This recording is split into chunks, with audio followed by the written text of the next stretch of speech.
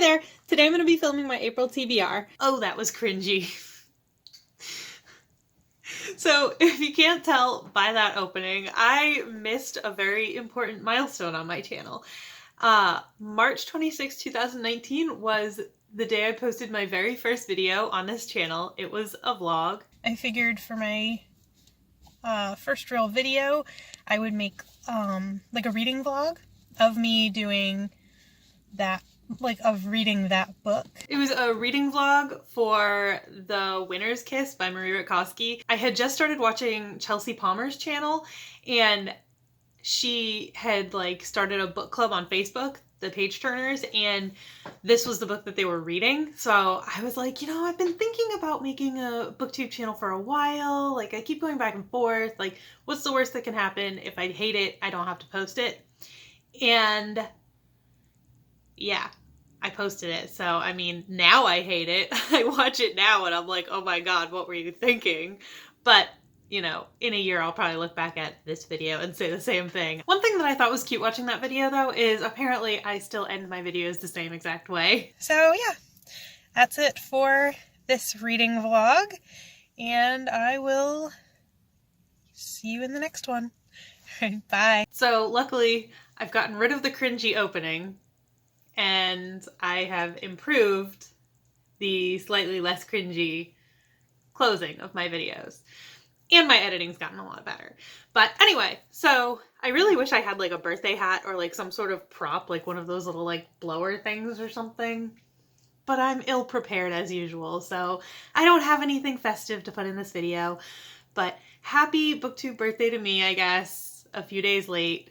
And yeah, let's move into the TBR. For now, I'm just going to give my pretty much completely unattainable TBR. So one of the things that I really like when people do on Booktube, some of the videos that I really enjoy watching are when people do TBR revisits. I think it kind of well, not necessarily started with, but Books and Lala did her closet unhauls. And ever since then, I feel like going back and visiting old books and TBR videos and stuff is has become pretty routine. People do it a lot.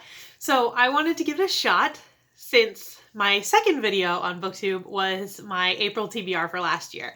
So instead of actually making an actual TBR for April, I'm going to give myself a little bit of freedom. I'm going to mood read. I'm going to, work on some things that I already have going. And then I'm going to let you guys vote on what book I should read from my April TBR from 2019. So yeah, even if you don't watch the video, please vote in the poll. It'll be up there. And let's just jump right into it, because I did not have condensed TBRs last year, apparently. The first one is Adventures for Your Soul by Shannon Kaiser. I started this book, I bought this book. The receipt is still in it. I bought this book February 20th of 2016. So that was over 4 years ago now. I still haven't read it, but I mean, I'm open to finishing it. I never really even got that far. I have the bookmark that I got on my honeymoon in Jamaica. I got 80 pages into it.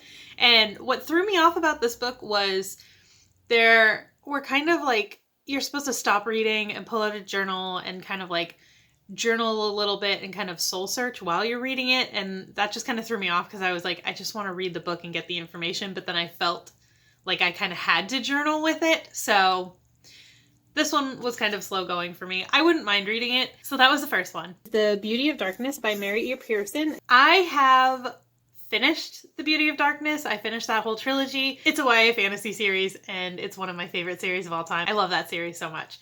So yeah, that one's done. Becoming by Michelle Obama.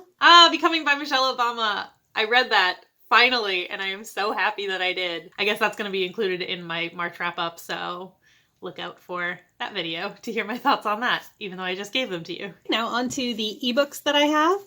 So the first one is Duel of Fire. Duel of Fire by Jordan Rivet. I haven't read. Jim actually got this for me for, he bought me the ebook for Christmas or my birthday or something a couple years ago, because I was really excited to read it. Murphy Napier had been talking about it, and she just, she was really talking it up. It's a self-pub book, and I wanted to support the author. It sounded like something I would be interested in. So he bought it for me for some holiday, and then I never read it. So I do want to read it. I don't remember exactly what it's about, but I do still want to read it. In April, I'm going to pick up The Winter's Crime, which is book 2 in the Winter's Curse trilogy. I don't know if that's actually what it's called, but yes, I read this. I finished off the trilogy. It was okay. It didn't necessarily age well for a young adult fantasy series, but it wasn't bad. It was kind of like, it was one of those series that I read and I enjoyed while I was reading it. I would never read it again, and I don't necessarily know that I would recommend it, but I did enjoy it while I was reading it. A River in Darkness, One Man's Escape from North Korea by Masaji Ishikawa. Okay, this book I also have read since then.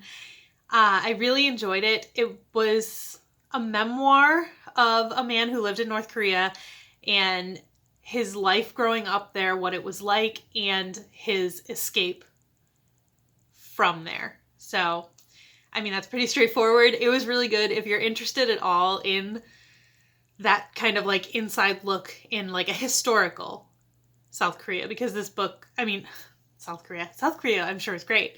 North Korea, we're talking about North Korea. This was during this, I finished this like a year ago, so I don't remember really, but I feel like it was during like the 60s and 70s he was growing up there.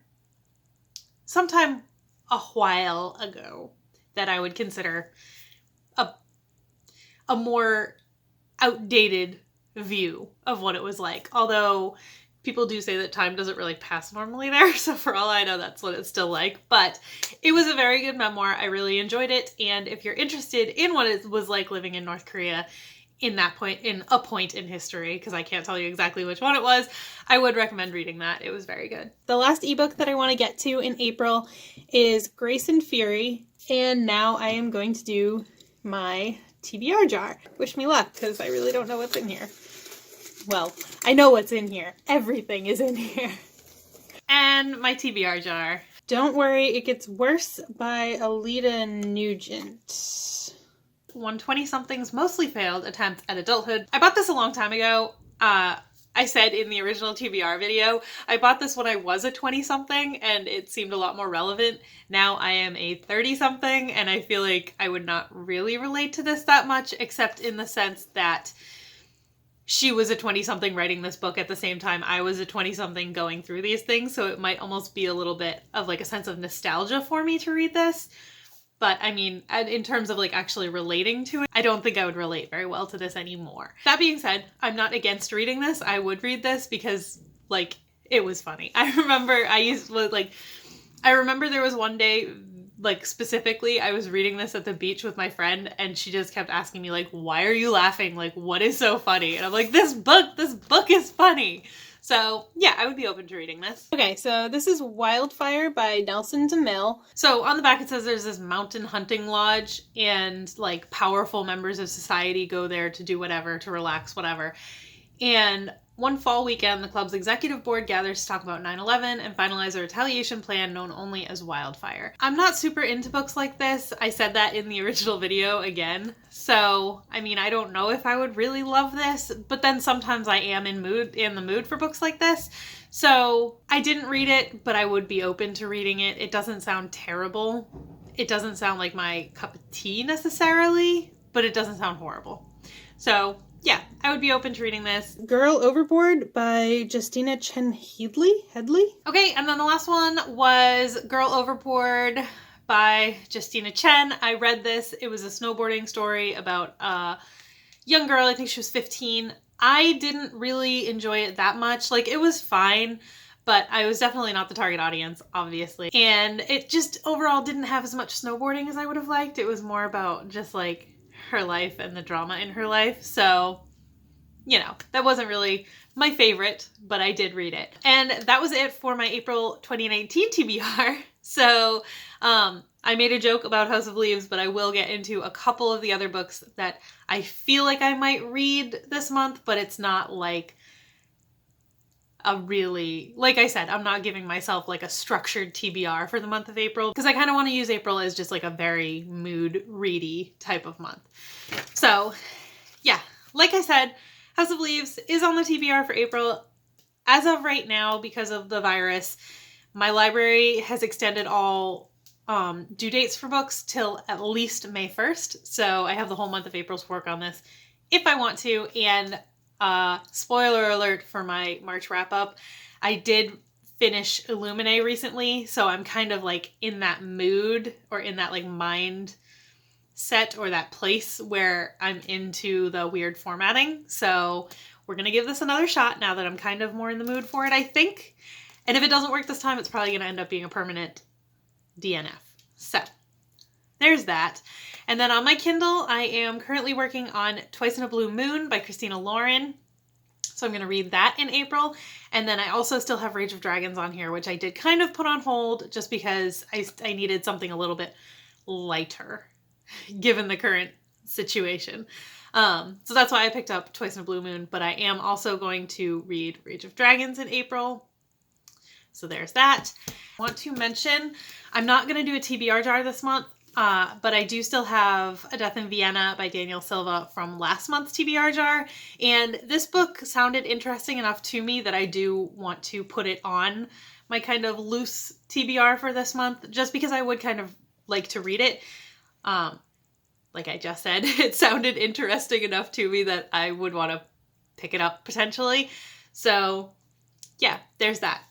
And then I am looking to finish out the Cupcake Bakery Mystery Series by Jen McKinley. I have one book left that I have in my possession, and then there's one more book after that, but my library doesn't even have it. So we're just going to finish out the ones that I have, and then if I can't get my hands on the other one, whatever. I want to read The Well of Ascension by Brandon Sanderson.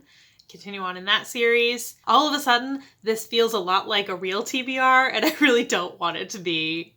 I don't want to get overwhelmed saying I'm going to read all these books and then not read any of them.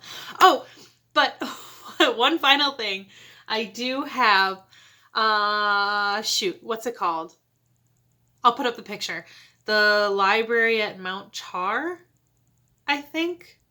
It's here. The picture's here. This book is what I'm talking about.